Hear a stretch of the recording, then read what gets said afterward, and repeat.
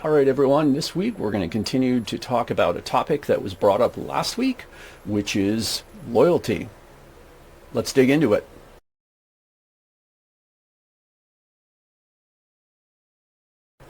All right, so this week, last week, as we've talked about time, we're going to try to connect, time and loyalty to who. So last week, in the conversation, as we continued to talk about time, we talked about loyalty and loyalty to people or loyalty to the org.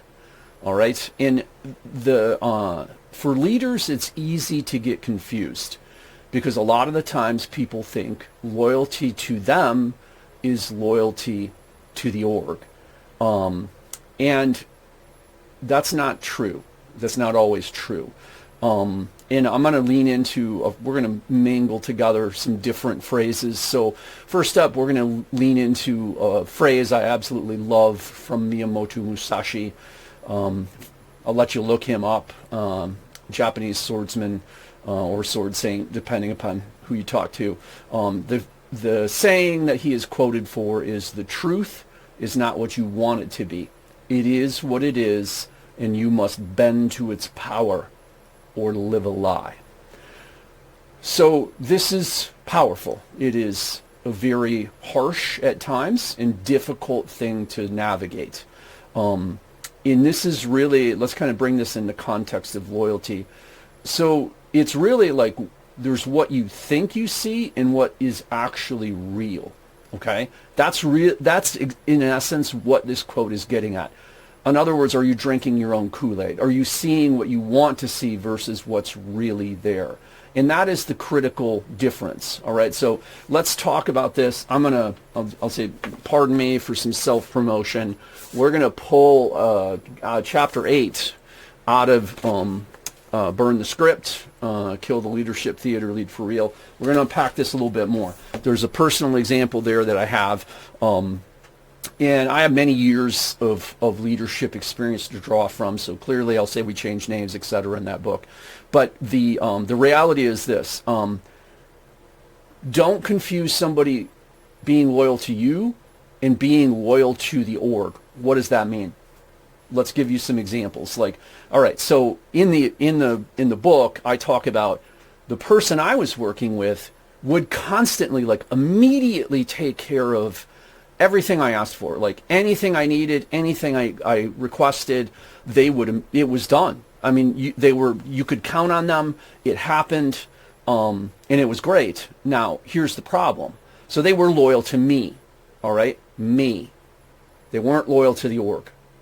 And this is, in essence, a really deeply unchecked emotional and institutional obstruction. And I'm not going to cut it any other way. It's obstruction, and it's a game. And it's a game so that you're not willing as a leader to release somebody who takes care of everything that you ask for. And to you, they're valuable. This particular individual, he did not follow through for the rest of the org. Like, turnover with him in the group that he led was horrific. He repeatedly turned over his area. He couldn't retain staff. He consistently missed deadlines, if not for other people, if not, just outright ignoring their requests. So in the example I give, like this particular person, I think I used the name Bob. Clearly it wasn't Bob, but we'll say Bob. Bob was a black hole. Like anything anybody else threw in a request to Bob or his area, it was a black hole. Like you had to wait weeks or months to get anything. And if you brought it up, the delays, Bob would just try to gut you with emotional guilt, especially when I wasn't in the room. That's the kicker. Like none of this behavior was displayed when I was around. Not at all. So Bob was an angel when I was around because he had to project that image that he was a good doobie and that he played and made sure the org was taken care of. He wasn't really taking care of the org. He was taking care of me. And that way it was difficult for me to make a decision of, well, he's not valuable. Because what happens then is as the rest of the org looks at what's happening with this problem person, if they come to the leader that they report to, they're like, well, we have these problems. I don't know what you're talking about. Everything I ask, they take care of it. They work with me. They help me out. They do all these things, but they were just loyal to me. So and they use this, and they separate and bifurcate you as a leader from your org. So they're literally manipulating you away from your org, and you can't see it. It's an emotional game, and it's an emotional play. And Bob was good at it. Bob was exceptionally good at it. It took me a while to figure out what's going on. But the reality is, you have to look at, like, what are the other issues? Like, how do other areas rate that particular person or group? That's really what it comes down to. And if your perceptions as the leader that they report to is different than everyone else, there's a game happening. It's pretty much that simple. So let's tie this up with a little bit of a bow in that. So this is like, in essence, so I have a CISSP. We have to, our number one priority based off our ethics is our principal. The principal is the org that we work for. So what that means is you have to continue to make decisions that are best for the entire organization, not just me, not just a particular person, the org as a whole. And that's a critical piece.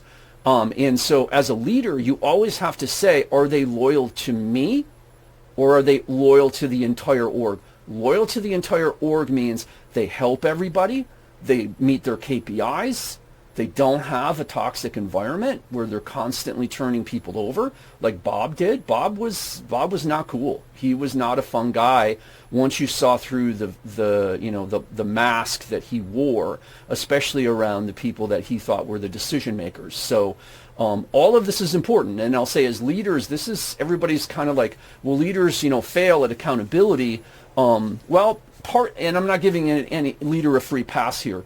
As a leader, you have to be able to see through these things. You have to be able to look at someone that you think is probably a good performer because they're taking care of you personally, and then you need to step back and go, what is the performance level of that person or group for the rest of the org? If that is not good, or things like they're constantly requesting to reduce services or extend timelines, or they're constantly kicking the can down the road, that was signature Bob, like all the time. And I've seen this in 30 plus years in leadership. I've seen this many times. This is a common tactic, especially with people who they can't figure out how to produce. So if you can't figure out how to produce, the second best thing is just produce for the people who decide to keep you.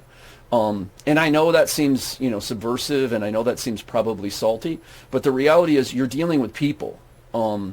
And the unfortunate reality is there's a lot of stress and instability with people within orgs. It's just that simple. So as a leader, you have to be savvy enough to navigate this. For me, what I'll say is, so I've had a professional investigator's license for over 10 years. I actually just released it because obviously I'm not using it as much as I used to. Have done many cases over the years, and I've seen professional grifters and had to investigate them. So for me, I tend to spot this behavior a little bit faster probably than normal because I've seen where it ends up. I've seen where it takes you, and it's never going to land you in a good place. So, my comment would be, as a leader, if you're like, it seems like these people are producing, but we just can't hit our KPIs and we just can't turn the ship around, or I can't get to the level of performance that I want our org to, you need to start looking at who's performing just for you and who's performing just for you and not for the org. Because they're not prioritizing the org. They're prioritizing you, which means they're betraying everyone else.